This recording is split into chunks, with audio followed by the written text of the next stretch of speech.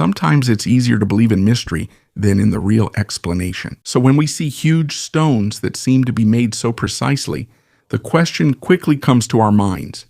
How did they do this if they didn't have modern machines yet? This is the key point. Not all strange ancient structures were immediately made by aliens or secret technology. Sometimes the answer is simpler. These were made by ancient people using perseverance, planning, and cooperation. Even though they didn't have modern tools, they were able to build great things because they knew how to work for a long time toward a single goal. One of the most talked about examples of this is Gunung Padang in West Java, Indonesia. At first glance, it just looks like a big hill with stones scattered on top. For a long time, it has been considered a sacred place by the locals. But when researchers studied it using modern scanning equipment, a big question came up. Is this just a natural hill, or was it made by humans? This is where the controversy began. Some people said that this site could be extremely old. They claim it's even older than the pyramids of Egypt. There were even claims that it could be as old as 20,000 years, or even older. But many archaeologists do not accept the claim that Gunung Padang is definitely 20,000 years old. In 2024, a controversial study about this claim was retracted after the evidence and the way the data was interpreted were questioned. This means it's not correct to say that this is confirmed as the oldest pyramid in the world. The safer and more accurate explanation is this. Gunung Padang is an ancient megalithic site with natural volcanic rocks, and there are clear signs that people modified and used it as a sacred place. The stones you see here are not ordinary rocks. Many of them are columnar basalt. This kind of rock only forms when lava cools and cracks into long columns. Sometimes they look like natural posts or blocks, so there's no need to immediately think that lasers or advanced machines made these rocks.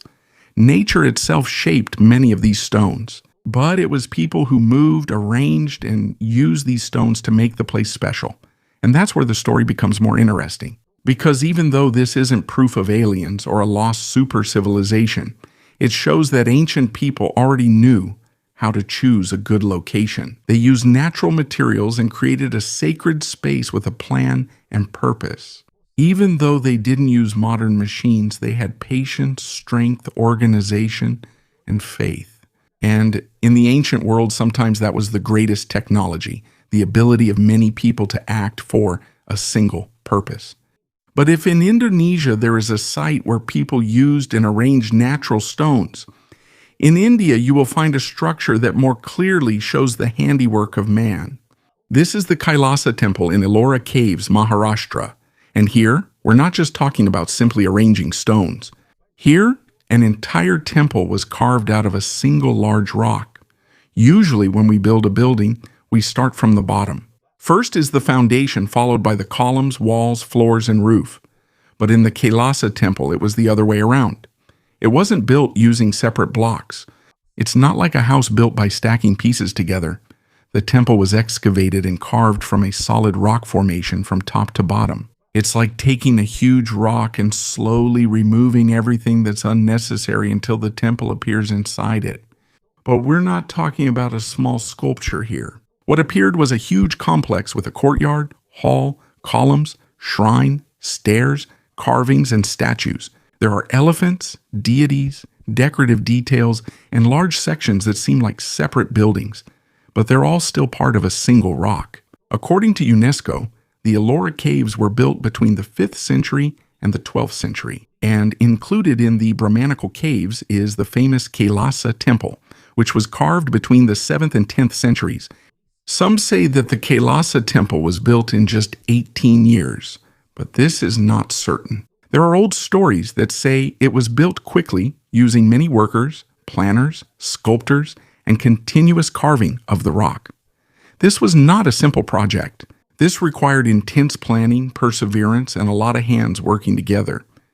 It's hard to imagine the process. If you make a mistake in an ordinary building, you can replace a block, you can fix the wall, you can add materials. But with a monolithic temple, it's a different story. If you cut off too much from the stone, you can't just put it back. If the column's measurements are wrong, you can't just replace it like wood or hollow blocks. Every cut, Every depth, every edge, and every detail needs to be planned. That's why the Kailasa temple is so impressive. Not because it's impossible, but because it's possible, yet extremely hard to do. And that's an even stronger point. Ancient people don't need to be made mythical to be impressive. We don't need to add aliens to the story to be amazed. It's enough to see that there were people back then who could think big, who could create things that could be brought back. Slow, but precise, and dedicate many years to something bigger than themselves. At Gunung Padang, we can see how people use natural stones in sacred places. At the Kailasa temple, we can see how an entire mountain can be turned into architecture. The two places are different, but the lesson is the same. Now let's go back to the Kailasa temple. If we divide the amount of stone removed from the Kailasa temple by the number of years it took to build, it's clear that their daily work was extremely heavy. Every day they had to remove, break, and carry out huge stones from the mountain. This was no small task. This required many people, a clear plan, and continuous work. This is often where speculation begins. Some say this was impossible using only simple tools. Others suggest there might have been a lost ancient technology. There are even others who believe that maybe lasers, sound waves, or machines were used. But if you look more closely, such explanations aren't necessary. The more realistic answer is organization. The temple was carved from top to bottom. This means the workers didn't have to lift the large stones upward. As they dug the stone from above, the removed pieces could be lowered or taken away using gravity. That's more practical than lifting stones as in other large construction projects. Ancient workers also used various tools, wedges, hammers, chisels, and other methods to split the stone. There was also a technique back then where they would drill holes in the stone, insert wood, and then soak it with water. And when the wood swells, the pressure increases and the stone can split in the desired direction. It sounds simple, but it's effective. That doesn't mean it's easy. It's still very difficult. It requires a lot of people, a clear plan, and a long period of continuous work. That's why the temple's construction doesn't need to be turned into an alien mystery to be impressive. The lesson here is clearer. Sometimes the real advanced technology of ancient times wasn't machines, but discipline, perseverance, and the ability of many people to act as one body. Despite this, there is one place that's harder to judge because it's not on a mountain or in a desert. It's under the sea. This is the Yonaguni monument in Japan. In 1986, a diving instructor named Kihachiro Arata discovered a strange rock formation near Yonaguni Island. Underwater, there are large flat stones like stairs, terraces, and big edges that look extremely straight. Because of its appearance, the idea quickly spread that it might be a sunken, ancient city. Some even said it could be the Japanese version of Atlantis. It's fascinating to hear, especially because it's underwater. When a large structure looks like it has steps and platforms, it's easy to think that it was made by humans. But we need to be careful with explanations. Until now, it's not yet confirmed that the Yonaguni monument was made by humans. Many geologists believe that this is a natural rock formation. The rocks in that area can split in straight lines because of natural layers, cracks, earthquake activity, and the movement of water. This means that the steps seen by divers could be the result of natural rock breakage, not made by ancient builders. But that doesn't mean there's nothing interesting here. Even though most of the formations are natural, it's still possible that people in the past used them as a landmark, a fishing area, or a sacred place if any part of it was once in shallower water. But that's another story. People using a natural place is not the same as building an entire underwater city. So it's more accurate to say this. The Yonaguni monument is a mysterious underwater rock formation that is still being debated. Some people believe that it has human modifications, but more scientific explanations point to natural geology. And sometimes that's the hard part to accept, because when the shape of the rock is so beautiful, it's like we want there to be a bigger secret behind it. But nature itself can also create shapes that look man-made. From under the sea in Japan, let's move to a place that's underground. This is the Derinkuyu underground city in Cappadocia, Turkey. Its story is like the beginning of a movie. In 1963, there was a man in Turkey who was fixing his house. While he was doing renovations, he discovered a passage behind a wall. It turned out it wasn't just an ordinary hole. It was actually an entrance leading to a massive underground city. Underground, there were tunnels, rooms, ventilation shafts, storage rooms, places for animals, churches, and passageways that could be closed off using large stone doors. Derinkuyu reaches a depth of approximately 85 meters. It is said that it could serve as a hiding place for up to 20,000 people along with food and animals, especially during times of danger. This is where the speculations come in again. Some say it might have been a bunker against an ancient nuclear war. Others say it was built to hide from aliens. Others associate it with a great disaster in ancient times, but such explanations aren't necessary. It's much clearer than that. The reason why there is an underground city in Cappadocia is much clearer. The region has soft volcanic rock. It's much easier to dig compared to hard stones. But once it's dug out and the exposed surface hardens, it can become a sturdy wall. That's why the place is perfect for building underground shelters.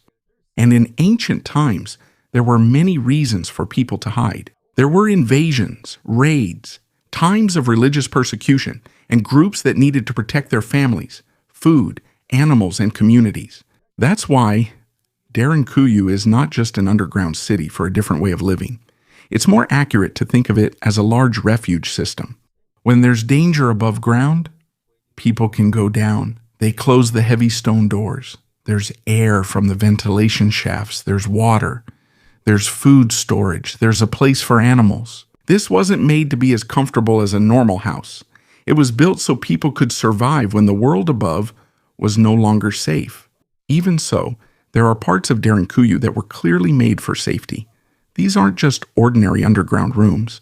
There are narrow passages where only one person can pass at a time. There are large round stone doors that can be rolled to block the entrance. And importantly, many of the doors can be closed from the inside. This means that if there are enemies outside, it would be hard for them to get in. This brings up the question, who are they hiding from?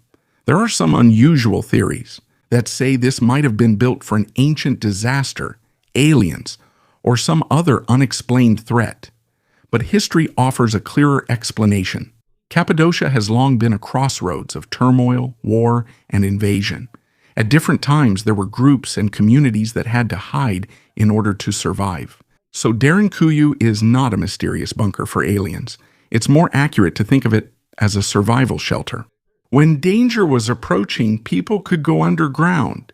They could bring food, water, supplies, and animals with them. They could close the passageways using heavy stone doors. On the surface, the enemy might think no one was there, but underground people were hiding and alive. There was air coming from ventilation shafts. There were rooms for people, and there was a place for food. There were passageways leading to other parts of the underground city. The point is simple. This wasn't made to show off. It was made so they wouldn't die when things became dangerous on the surface. That's also what makes the story of Derinkuyu so compelling. It's not about magic. It's about fear, intelligence, and a strong desire to survive. But if Derinkuyu is a city hidden underground, there's another ancient place that was built over the water. This is Madol in Pohnpei, Micronesia. At first glance, it seems like it shouldn't be there. It's not an ordinary village on land. It's also not just a simple house by the sea. Madol is a large complex of artificial islets. This means there are many small islands that were made by people. These are connected by canals, so there are waterways between the walls and structures. According to UNESCO, Madol is made up of more than 100 islets off the coast of Pohnpei. It has walls made of basalt and coral boulders. Here you can find the remains of stone palaces, temples, tombs, and residential areas connected to the Sodelur dynasty. It's easier to think of it this way. It's like they built their own small city on top of the water. But it's not just made of wood. They used heavy basalt stones. Some of the stones look like long posts or logs, but they're made of stone. That's why they're sometimes called basalt lugs. This is where the big question starts. How did they move such heavy stones? They didn't have modern cranes. They didn't have trucks. They didn't have concrete mixers. They didn't have metal machines like we have today. That's why there are legends in the area saying that the stones were made to fly using magic. There's a story about two siblings who had powers, and they were said to have built Nan Madol in a mysterious way. The legend is beautiful as part of the culture, but this shouldn't be considered confirmed history. Researchers have a simpler explanation. On an island, it's hard to transport stones over land, especially if it's overgrown, muddy, and there are no proper roads. That's why it's more practical to use the water. The stones could have been transported using rafts, lugs, canoes, or other methods across the sea and lagoon. When a heavy object is in the water, it's easier to move than dragging it over dry land. That doesn't mean the stone is light, it's still heavy, but there are more ways to move it. Once it arrives at the site, the stones can be gradually arranged, stacked, and made into walls. This wasn't done in just one day. This requires many people, a long period of time, and intense planning. That's why Nan Madol didn't just happen by chance. It shouldn't be thought of as some kind of magic city. It's even more impressive if you see it as a true work of human hands, because it shows that the people of Pompeii back then were skilled in logistics. They knew where to get stone, they knew how to use water as a passageway, they knew how to build in a place that's difficult to build on. But why did they do this? It's not just because they wanted to create a beautiful place. Nan Madol became the political and ceremonial center of the Saqqara dynasty. This means that power, rituals, burial sites, and the residences of important people were centered here. It's like a place that declares, this is where the rulers live, this is where rituals are held, and here it is shown who holds the power. So we don't just see stones in Nan Madol, we also see a whole social system. There are leaders, workers, rules, religion, fear, respect, and control. And this is where the story becomes more serious. A large structure doesn't just showcase engineering. It also shows how an entire community moves. There are people who give orders, people who follow, and people who work. And there's a reason why they accepted that hardship. So when someone says this is impossible without aliens, it's like they're belittling the people who actually made it. Because the truth is, we don't need aliens to explain Nan Madol. We just need to understand three things: water, stone, and organization. They used water to move the heavy stones. They used basalt to build strong walls. And they used the strength of the whole community to accomplish something that a single person couldn't do alone. In Derinkuyu, people built an underground city to hide and survive. In Nan Madol, people built a city on top of the water to show power and belief. Different places, different reasons, but the lesson is the same. When there is danger, people will find a way to survive and we will return again. In Nan Madol, it's not just the beauty of the stones that matters. This question is even more important. Why did they build a place that's so hard to live in? It's on top of the water. There's not much land for farming. There's no easy source of fresh water. A lot of things need to be brought in by boat. So if you live there, you depend on supplies from outside. This is where the purpose of Nan Madol becomes clearer. It's not just a simple city. It's not just a place for rituals. It's also a center of power. According to UNESCO, Nan Madol is the ceremonial center of the Saqqara dynasty. There are palaces, tombs, temples, and residences for important people. This means that this is where control is displayed. There are researchers who believe that the leaders and elites were made to live or were kept close to the center of power. In this way, they could be watched more closely. It's easier to know who is loyal and who might oppose. The idea is simple. When a person is far from their own place and depends on food, water, and orders from a higher leader, it's easier to control them. That's why Nan Madol is not just an engineering wonder, it's also a reminder that architecture can be used in politics. Stone is not just a wall, it can also be a symbol of power. But in Egypt, there's a place where the mystery is on a different level. It's not above water, it's underground. This is the Serapeum of Saqqara. Most people are more familiar with the pyramids and the Sphinx, but in Saqqara, there's an underground complex filled with huge stone sarcophagi. According to the official tourism and antiquities information of Egypt, the Serapeum is the burial place of the sacred Apis bulls. For the ancient Egyptians, the Apis bull was not an ordinary animal. It was considered sacred and connected to their beliefs about the god Ptah. When a sacred bull died, it was given a special burial. That's why they built underground galleries in large stone coffins. This is where the Serapeum becomes surprising. The sarcophagi there are not small. These are large and made from hard stones like granite, basalt, or other heavy stones. Some of them weigh several tons, including the lid. When you see these, it's only natural to ask, how did they make these? How did they bring them into the underground tunnels? How did they put them in the right place without modern cranes? Because of this, many strange theories have spread. Some say maybe these weren't really for bulls. Some say maybe it's an ancient machine. Some say maybe it has an energy system, a battery, or technology that we no longer know about today. But we don't have solid evidence to say that as a fact. The clearer explanation comes from archaeology. The Serapeum is a burial place. It was used in the religious traditions of ancient Egypt. There are inscriptions, records, and archaeological contexts that point to the Apis bull cult. So it's not correct to say that this is confirmed to be an ancient machine. In fact, it's even more impressive if this is really a burial site, because it means that for their beliefs, they were willing to do extremely difficult work, not because of a technology experiment, but because of religion, power, and respect for the sacred animal. But that doesn't mean the answer is easy. There are still questions. How did they smooth out the hard stones? How did they shape the inside and outside so well? How did they move the heavy sarcophagi inside the narrow passageways? This is where the more practical explanation comes in. The ancient Egyptians had long been skilled in stonework. They used copper tools, stone tools, abrasives like sand, and intense labor. When sand or quartz sand was used as an abrasive, it could grind down even harder stone by repeating the process over and over. It's slow, very slow, but not impossible. It just takes a lot of time, a lot of workers, and a clear plan. To understand it better, think of sandpaper.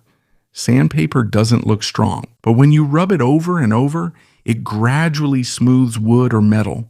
The same principle applies to stone. It's not a quick cut. Instead, it's repeated scraping, sharpening, striking, and polishing. When it comes to moving heavy stones, the Egyptians may have used sledges, rollers, ramps, ropes, wooden supports, and coordinated pulling by many people. There is evidence in ancient Egypt that they used this method to move heavy objects. It wasn't easy, but there was a system. The most important point is you don't need lasers for the Serapeum to be impressive. It's even more impressive because they accomplished such a difficult task using simple tools, but used in a smart way. And this is where all the places we've seen come together. In Gunung Padang, we saw that sometimes the mystery starts with natural stone that was arranged by humans. At Kailasa temple, we saw that humans are capable of carving an entire temple out of stone if they have enough planning and perseverance. At Yonaguni, we saw that not everything that looks like stairs is man-made. Sometimes nature itself creates shapes that can fool the eye.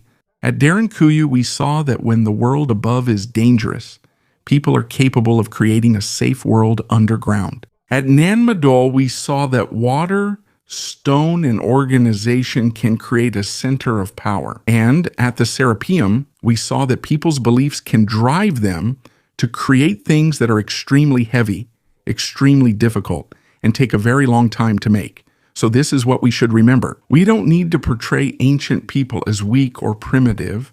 They didn't have the internet, they didn't have electric tools, they didn't have trucks, they didn't have cranes like the ones we use today, but they had time, they had workers, they had leaders, they had beliefs, and they had reasons to finish something, even if it took many years. So when we see an ancient structure that seems impossible, let's not immediately jump to aliens or magic. It's better to start with simpler questions. What did they have back then that we often lack today?